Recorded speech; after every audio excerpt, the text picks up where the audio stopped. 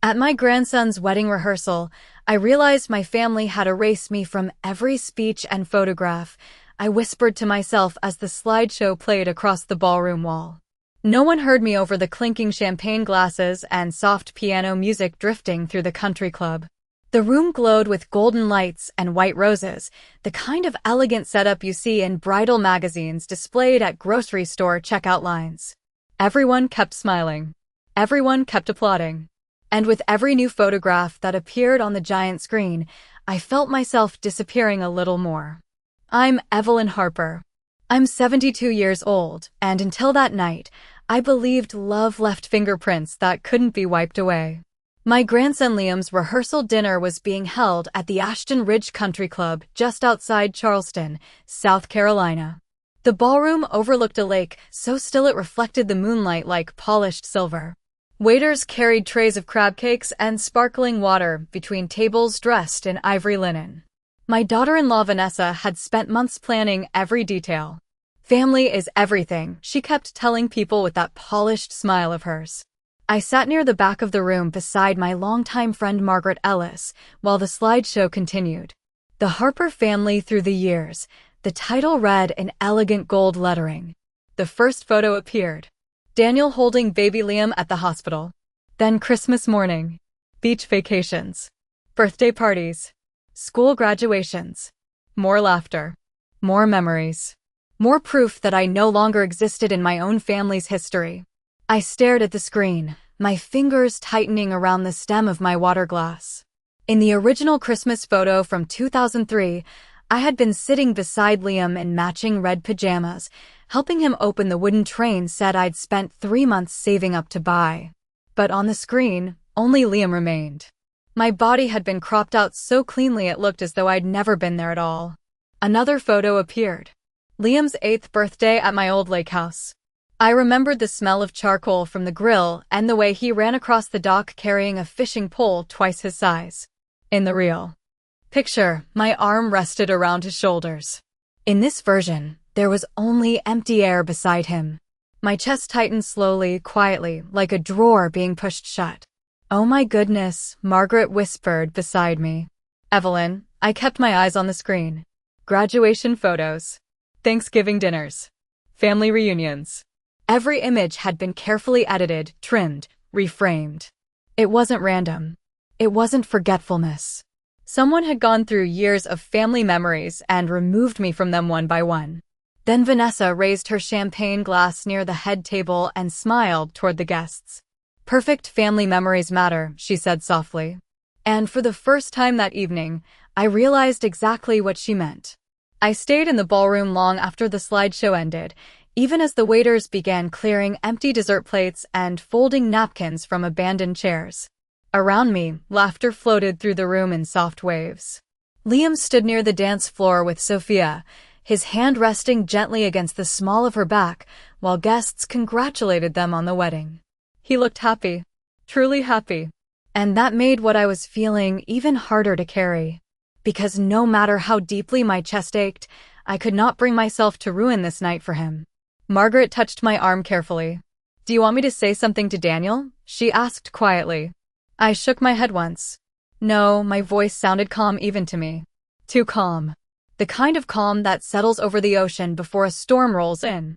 Vanessa moved gracefully between tables in a silver dress that shimmered beneath the chandeliers. Every movement looked practiced, elegant, controlled. She stopped occasionally to adjust floral arrangements or whisper instructions to the wedding coordinator. People admired her. I could see it in the way they smiled when she approached. Vanessa had spent years building the image of the perfect wife, the perfect mother, the perfect hostess. And somewhere during those years, she had slowly removed me from the picture entirely. I excused myself quietly and left through the ballroom's side entrance before anyone noticed. The hallway outside was cooler, quieter. My heels clicked softly against polished marble floors as I made my way toward the elevators. On the second floor of the hotel wing, my room overlooked the lake behind the country club. The water reflected rows of tiny white lights from the garden below, trembling gently in the dark. I closed the door behind me and finally let my shoulders fall. The silence inside the room felt enormous. I removed my pearl earrings carefully and placed them beside the lamp on the nightstand. My hands were steady. That was the strange part. I thought they would shake. Instead, I felt hollowed out, like someone had quietly emptied me while I was still smiling at dinner tables and wrapping birthday gifts and mailing Christmas cards every December without fail. My suitcase sat open near the window. Beside it rested the old leather photo album I had brought with me for Liam. I had planned to surprise him with it on the morning of the wedding. Slowly, I opened the cover. The first photograph stared back at me immediately. Christmas morning, 19 years ago. Liam sitting on my lap beside the fireplace, his tiny hands clutching the wooden train set from the slideshow.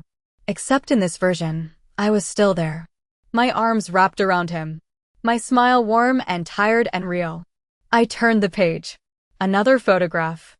Another missing piece restored. And suddenly I understood something that made my stomach tighten.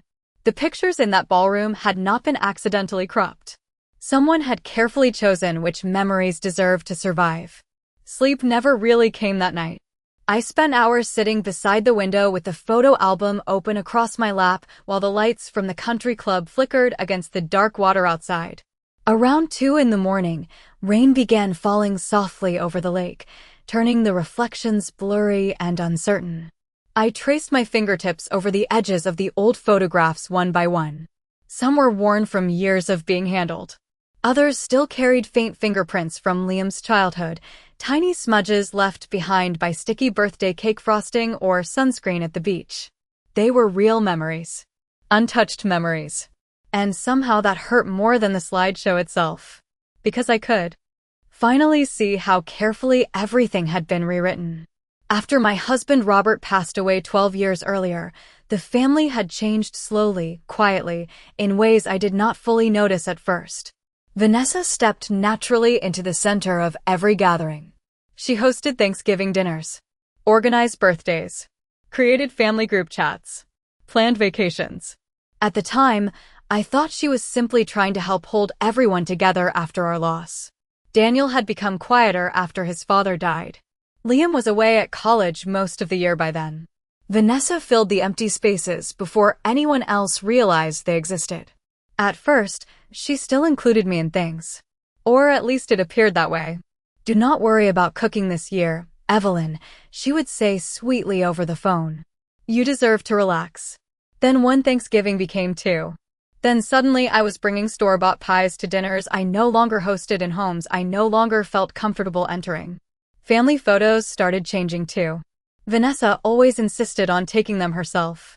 Lighting matters, she used to laugh while arranging people across porches and staircases. I remembered standing at the edge of pictures while she adjusted angles and shifted positions. "Maybe just immediate family for this one," she would say casually. At the time, I told myself not to take it personally. But now, sitting alone in that hotel room, old moments returned differently. Sharper. Clearer. I remembered Liam's high school graduation dinner 6 years earlier. Vanessa had posted dozens of photographs online afterward. Everyone appeared smiling beneath strings of white patio lights at the restaurant downtown. Daniel. Liam. Sophia before she and Liam were even officially engaged. Cousins. Friends. Even neighbors. I had attended that dinner. I remembered helping Liam straighten his tie in the parking lot before we went inside. Yet somehow, not a single picture showed me there. The following Christmas, Vanessa mailed glossy family cards featuring matching sweaters in front of a fireplace. The Harper family, the card read in gold script. I stared at the image for nearly 10 minutes after opening it because I could not understand why my chair beside the fireplace sat empty. Vanessa told me later the photographer had taken so many pictures that perhaps I had simply stepped away during that shot. I believed her. Or maybe I wanted to believe her because the alternative felt too painful. Outside, thunder rolled faintly over the lake. I closed the photo album slowly and looked toward my reflection in the dark hotel window. For the first time in years, I stopped asking myself whether I was imagining things. The rain had stopped by morning, leaving the lake outside my hotel window smooth and gray beneath the early sunlight. I dressed slowly for the wedding brunch, fastening the small pearl necklace Robert gave me on our 40th anniversary. My reflection in the mirror looked composed, elegant even, but there was something colder behind my eyes now.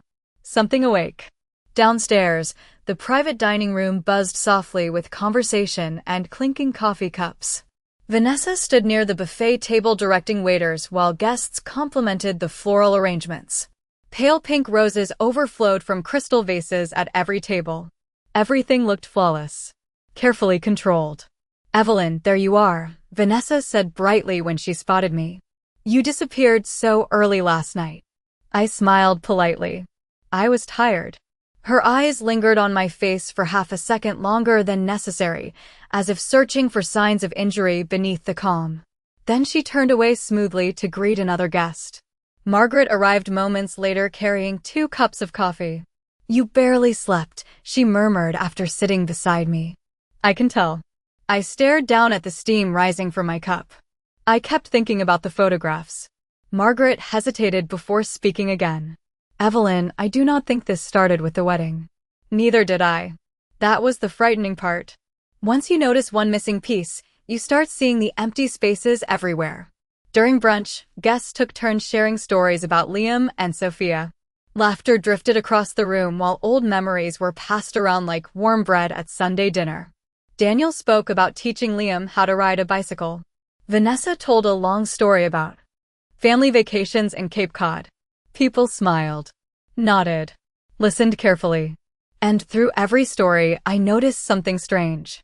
My name never came up once. Not even accidentally. I sat quietly while they described moments I had lived through myself. Liam learning to swim at 8 years old. I was the one who sat wrapped in towels beside the pool because he had been afraid to jump into the deep end unless I stayed there watching him.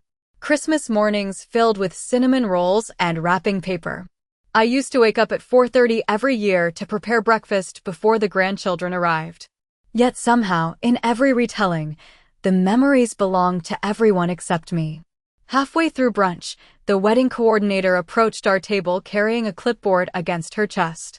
She looked nervous. "Mrs. Harper," she asked softly. "I just wanted to confirm seating adjustments for tonight." "Of course," I replied. She glanced down at her notes.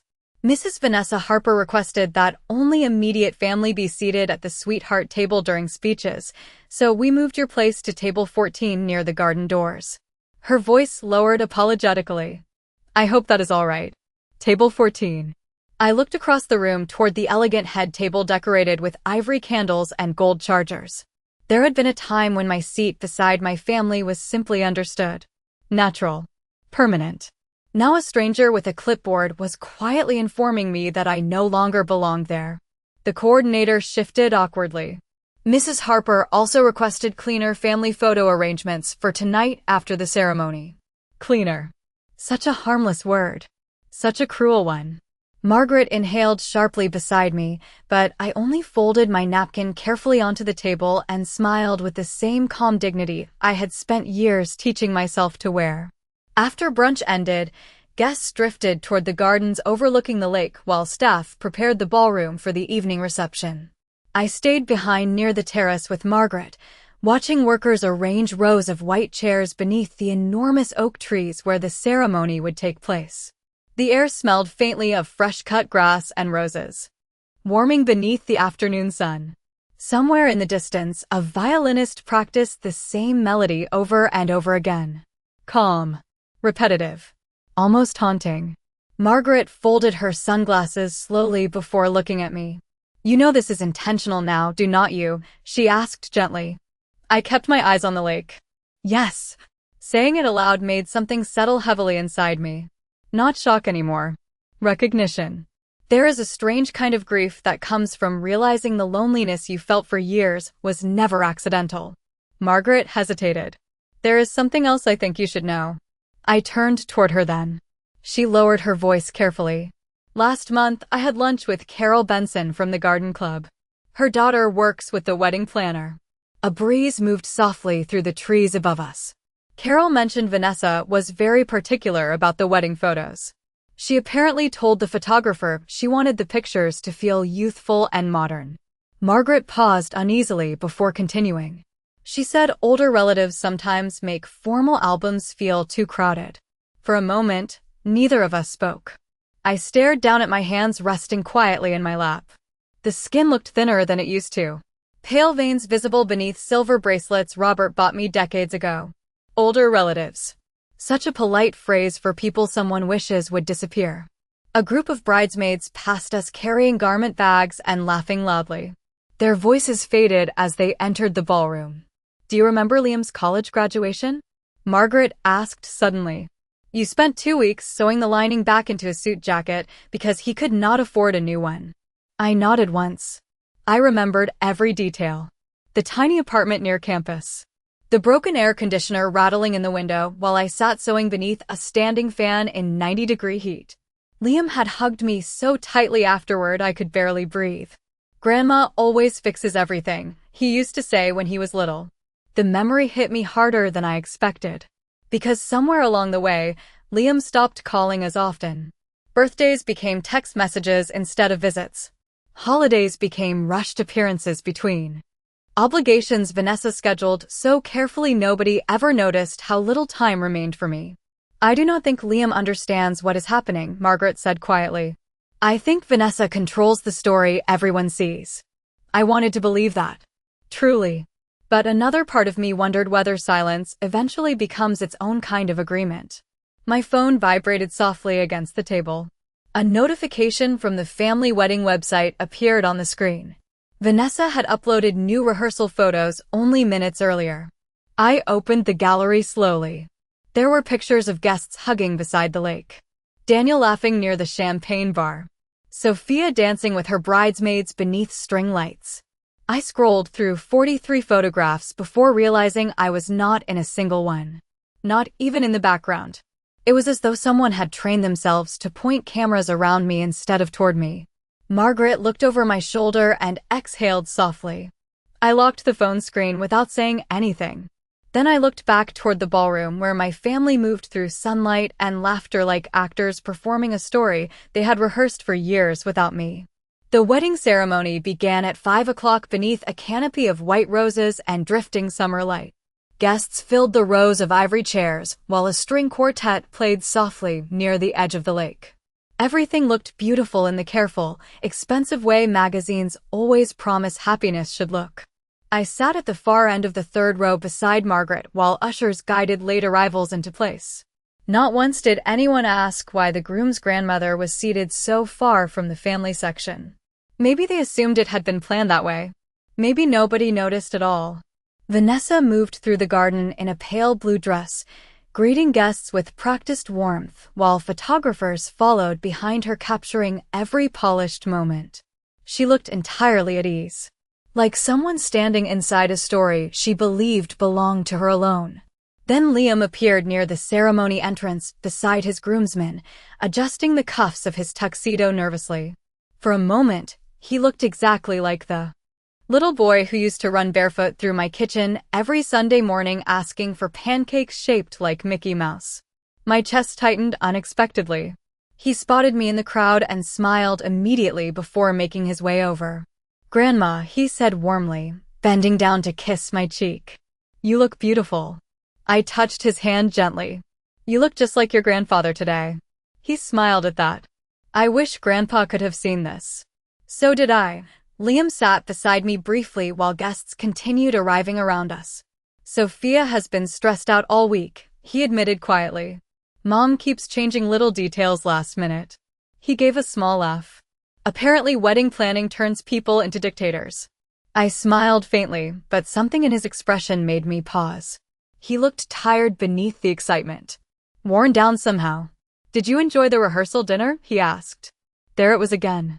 That innocent question people ask without realizing they are stepping directly into pain. I studied his face carefully before answering. It was lovely. Liam nodded distractedly. Mom worked hard on that slideshow. She spent weeks organizing old family photos. My fingers stilled against my purse. Weeks. Suddenly the missing pictures felt even colder. Not rushed. Not accidental. Deliberate choices repeated carefully over time. Liam looked toward the ceremony arch where Vanessa stood speaking to the wedding planner. She said there were not many pictures of you because you usually avoid cameras. I stared at him quietly. The words settled between us like dust floating through sunlight. Did she? He nodded without noticing the change in my face. Yeah, she always says you prefer staying behind the scenes. Behind the scenes. I thought about years of birthday cakes baked before dawn. School pickups during thunderstorms. Hospital waiting rooms.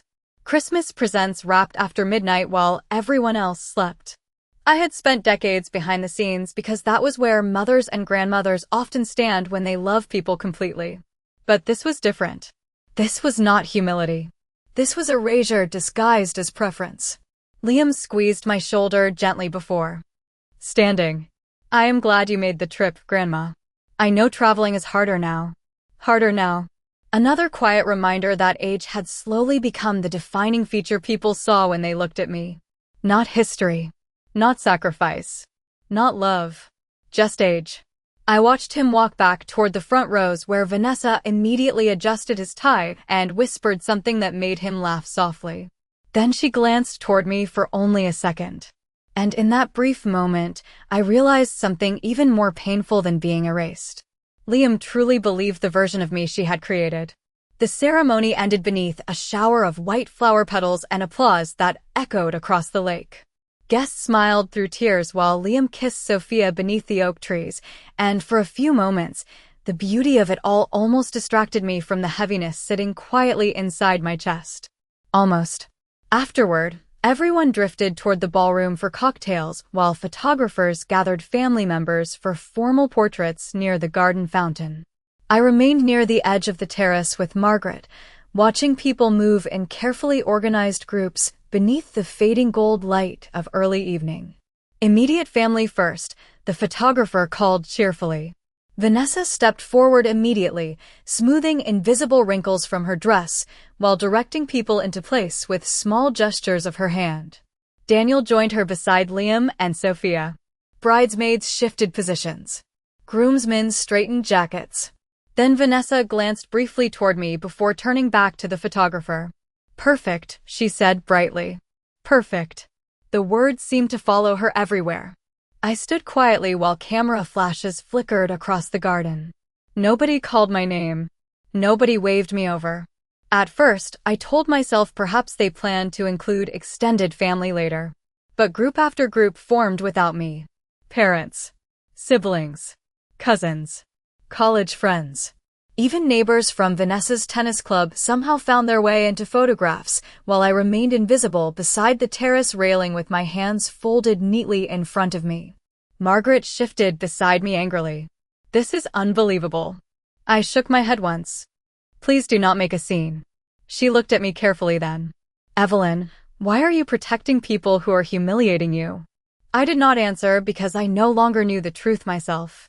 Maybe motherhood trains women to protect the people they love long after those people stop protecting them in return. A few minutes later, Sophia suddenly approached us, lifting the edge of her wedding gown carefully as she crossed the grass. Grandma Evelyn, she said warmly, slightly out of breath. Why are you standing all the way over here? Before I could answer, Vanessa appeared behind her almost instantly. Sophia, sweetheart, the photographer needs you back by the fountain. Sophia glanced between us uncertainly. I just thought we should get a picture with Evelyn too. Something unreadable flickered across Vanessa's face before her smile returned smoothly. Of course we will later. We are just trying to stay on schedule. Stay on schedule. Another harmless phrase hiding something ugly underneath it. Sophia hesitated, then nodded reluctantly as Vanessa guided her gently back toward the fountain. I watched them walk away together beneath rows of glowing string lights, while music drifted softly from the ballroom behind us. Did you see that? Margaret whispered. I had. Vanessa never openly excluded me. That was what made it so effective. Everything was done politely, smoothly, quietly enough that anyone questioning it would appear dramatic or oversensitive. The photographer raised his camera again. One more with the whole Harper family, he announced loudly. My heart gave a small painful pull before I could stop it. The whole Harper family. I looked toward the fountain automatically. Daniel stood beside Vanessa. Liam held Sophia close while relatives gathered around them, smiling into the camera beneath the evening lights. Nobody turned to look for me. Nobody noticed I was missing. Then the flash went off, freezing another perfect family memory without me inside it.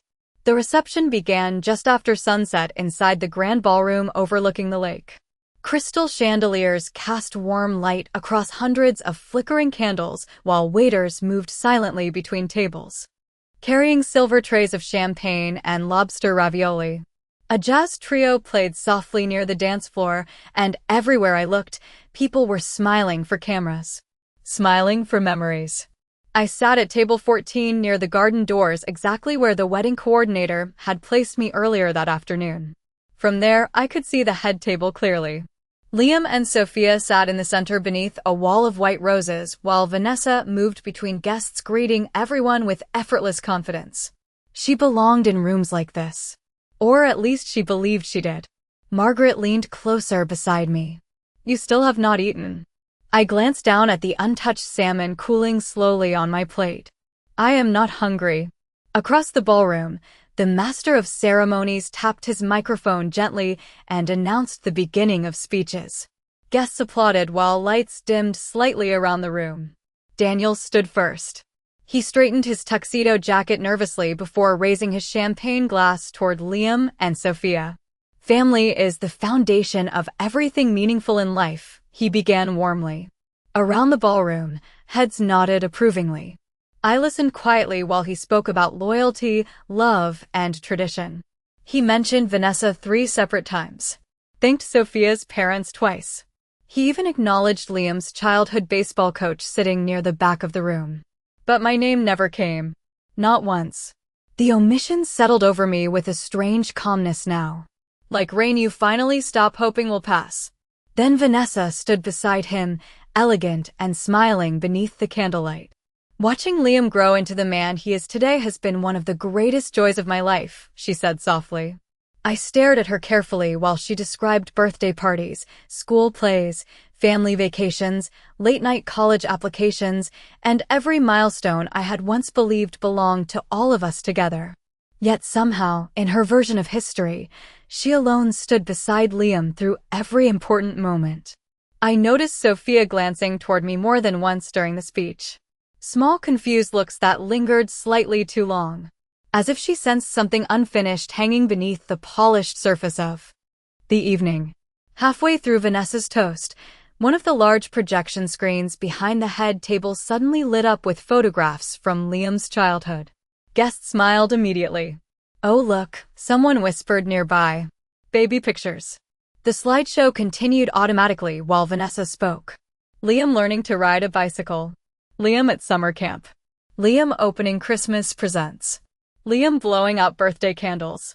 Picture after picture appeared across the ballroom walls while soft laughter drifted through the crowd.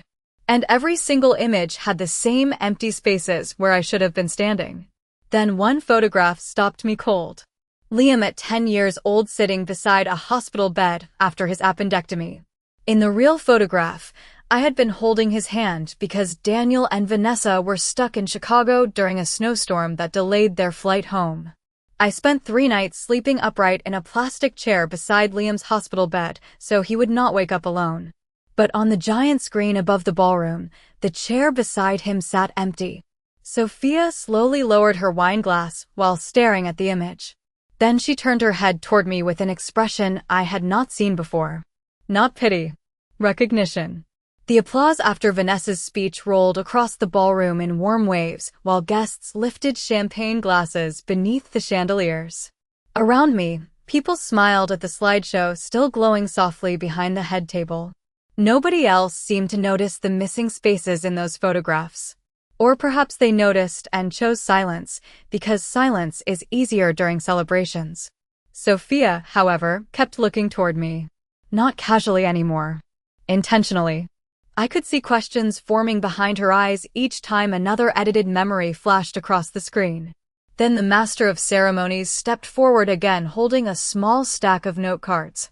"We would also like to thank the important people who helped shape Liam and Sophia's journey," he announced warmly. The ballroom quieted immediately. Vanessa Harper for her tireless wedding planning. Applause. Daniel Harper for his endless support. More applause. The Bennett family for their love and generosity. Another wave of smiles and clinking glasses. I waited calmly, hands folded in my lap. Somewhere deep inside me, a small foolish part still expected to hear my name eventually. The master of ceremonies glanced down at the final card. And to everyone here tonight who made this celebration possible, thank you for being part of such a beautiful love story. That was all. No mention of me. Not even the polite acknowledgement strangers receive at retirement dinners or church luncheons after years of service. Just absence. Clean and complete. Beside me, Margaret's jaw tightened visibly. "Evelyn," she whispered. But I barely heard her. Because suddenly another memory returned with painful clarity. 3 months earlier, Liam had called me one Sunday afternoon while I was planting hydrangeas in my backyard. "Grandma," he said excitedly, "Sophia and I are putting together a memory table for the wedding reception. Can you send some family photos from when I was little?" I remembered smiling all afternoon afterward while sorting through albums in my attic.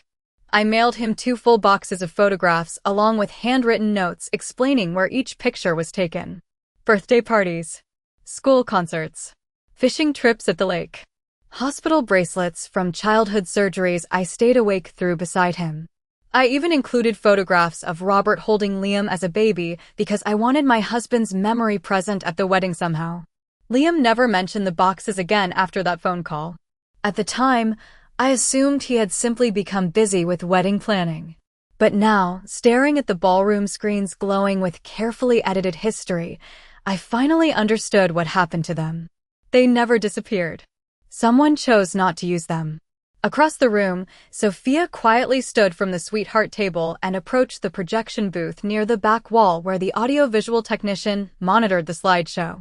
Vanessa noticed almost immediately. I watched her expression shift subtly as she followed Sophia with her eyes. Not panic exactly, but concern.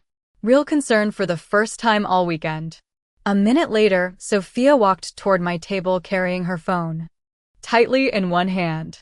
"Grandma Evelyn," she said softly after stopping beside me. Her voice sounded careful now. Different. "Can I ask you something?" I looked up at her calmly. "Of course, sweetheart." She hesitated before speaking. "Did you send us family photos a few months ago?" The ballroom noise around us suddenly felt distant. Soft. Muffled beneath the weight of that single question.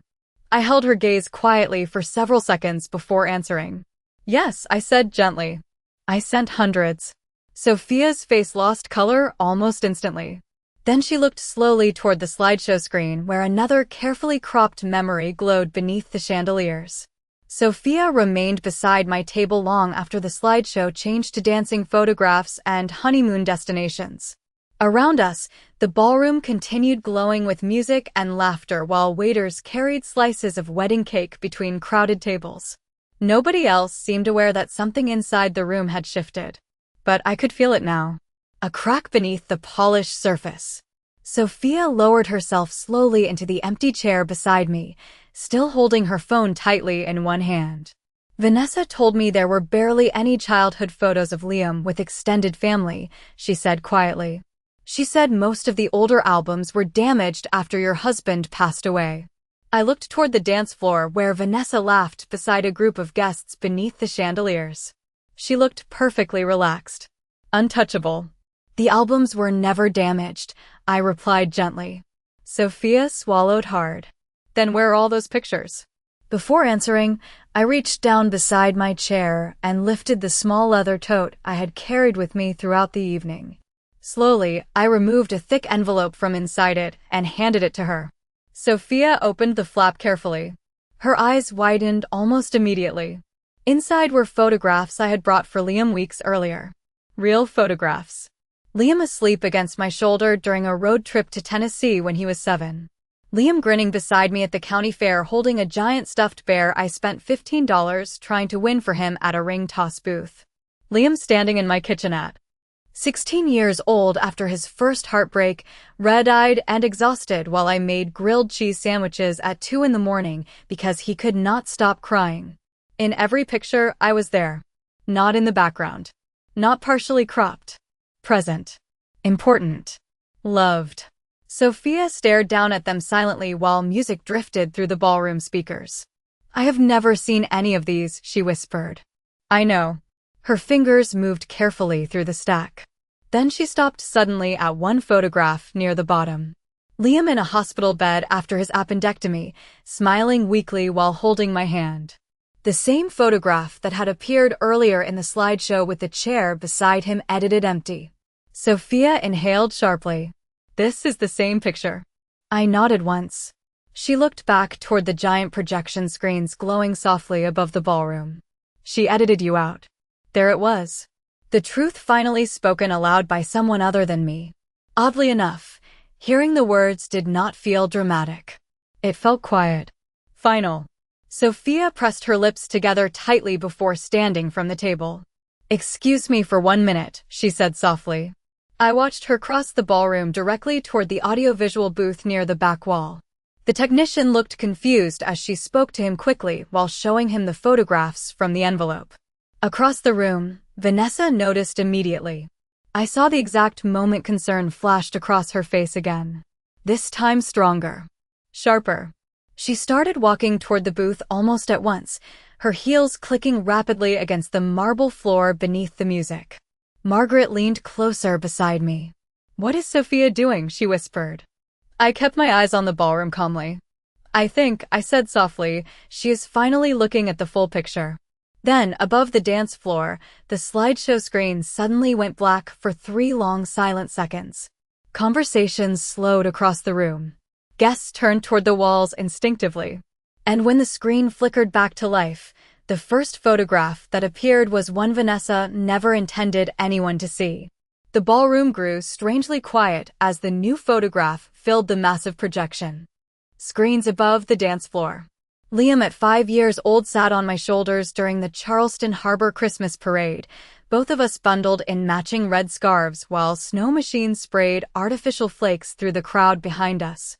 In the edited version from earlier that evening, only Liam had remained. Now the original image stretched across the walls in bright, undeniable detail. Guests stopped mid-conversation. Forks lowered slowly onto china plates. Even the jazz trio faltered before the piano player quietly stopped altogether. Another photograph appeared. Liam asleep against my chest in a rocking chair after a thunderstorm knocked out power at my old house. Then another. Me kneeling beside his bicycle in our driveway moments after teaching him to ride without training wheels. Then another. Hospital rooms. Birthday cakes. Fishing trips. School science fairs. Every missing space from the earlier slideshow suddenly restored. Every erased memory made whole again. Across the ballroom, Vanessa froze completely beside the audiovisual booth.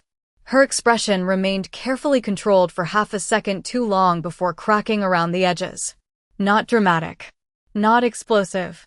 Just enough for the truth to finally become visible. Sophia stood beside the technician with her arms folded tightly across her chest while image after image continued glowing above the guests. Nobody spoke. There was no need. The silence itself had changed shape. People were understanding now. Slowly. Quietly. But unmistakably. I looked toward Liam at the sweetheart table. He stared at the screens as though seeing parts of his own childhood for the first time. Real childhood. Not the polished edited version carefully rewritten over years of selective memory. Then one final photograph appeared. Liam at 16 years old sitting beside me on the front porch of my lake house after his first heartbreak, both of us wrapped in blankets while sharing a carton of mint chocolate chip ice cream straight from the container. I remembered that night clearly. He cried for nearly 2 hours while pretending he was not crying at all. Do not tell my parents, he whispered afterward. Mom will turn this into a lecture. The room remained silent as the photograph lingered above the dance floor. Then Liam slowly stood from his chair. Vanessa moved toward him immediately. Sweetheart, she began softly, there must be some confusion with the presentation files. Liam did not answer her. His eyes remained fixed on the screen. You told me Grandma hated pictures, he said quietly. Nobody moved. Vanessa forced a small uneasy smile. Well, she usually preferred staying out of the spotlight. Liam looked toward me across the ballroom then. Really looked at me. For the first time all weekend, there was no distance in his expression. No polite obligation. Only confusion and dawning hurt. "That is not true," he said softly. Vanessa opened her mouth again, but before she could speak, Daniel finally looked up from his chair near the head table. His face had gone pale beneath the ballroom lights. He stared at the photographs above us with the expression of someone suddenly realizing how many moments he failed to protect. "Mom," he whispered. The word barely carried across the room, but I heard it anyway. Around us, guests avoided eye contact with Vanessa now. Some looked embarrassed. Others uncomfortable. A few simply looked sad. Because once the real photographs appeared, the earlier slideshow no longer looked polished or elegant. It looked cruel. Liam stepped away from the sweetheart table slowly, his eyes never leaving mine. Then, in front of the entire ballroom, he crossed the dance floor and stopped beside my chair. For one long quiet moment, neither of us spoke. Then my grandson bent down and wrapped his arms around me so tightly I could feel his hands trembling against my shoulders. Liam held me for a long moment in the center of the ballroom while hundreds of tiny reflections from the chandeliers trembled across the polished floor around us. I could feel his shoulders shaking slightly against mine, and suddenly he was no longer the groom standing beneath expensive lights in a tailored tuxedo. He was my grandson again. The little boy who used to crawl into my lap after nightmares. The teenager who once called me at midnight because he was afraid he had ruined his future after failing a chemistry exam. The child I had loved so quietly for so many years that I never noticed someone teaching him to forget where that love came from. "Grandma," he whispered roughly. I did not know. I rested my hand gently against the back of his shoulder. "I know, sweetheart."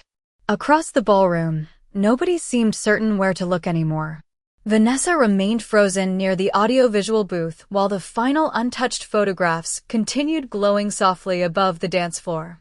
Without the edits, the truth looked painfully simple. I had not been absent from this family. I had been carefully removed from it piece by piece. Daniel slowly approached us then, his face drawn tight with regret. He looked older somehow beneath the reception lights. Older and suddenly unsure of himself. "Mom," he said quietly, "I should have noticed. There are moments in life when anger feels almost too small for the sadness underneath it." I looked at my son standing before me and realized I no longer wanted explanations. Explanations would not give back the birthdays, the holidays, or the years spent questioning my own memory. "You should have," I answered softly. Daniel lowered his eyes immediately. Nearby, guests began quietly returning to their seats while the ballroom settled into an uneasy silence. Nobody was celebrating anymore, but nobody was arguing either. The truth had entered the room too calmly for chaos. Sophia stepped beside Liam and slipped her hand into his. "We are changing the slideshow," she announced gently toward the guests. "The real one." Vanessa inhaled sharply. "Sophia, this is not the time for family drama." Sophia turned toward her slowly. "No," she replied quietly. "The drama happened when someone spent years erasing people who loved this family." Vanessa opened her mouth to respond, but no words came. Because there was nothing left to hide behind now. Not after the photographs. Not after the silence that followed them. The technician restarted the presentation one final time, and this time the ballroom filled with real memories. Robert teaching Liam how to fish while I laughed from the dock behind them. Christmas mornings crowded into my old kitchen. Birthday cakes. School plays. Summer vacations. Hospital recoveries. Tiny ordinary moments stitched together by decades of quiet love. And in every single picture, I was there. Not because I demanded attention. Not because I fought for the spotlight. But because I had lived those moments honestly. As the final image faded across the ballroom walls, Liam reached for the microphone resting near the head table. His voice trembled slightly when he spoke.